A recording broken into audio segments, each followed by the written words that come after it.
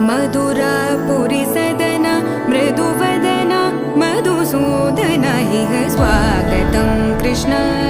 चरणागतं Krishna मधुरापुरी सदना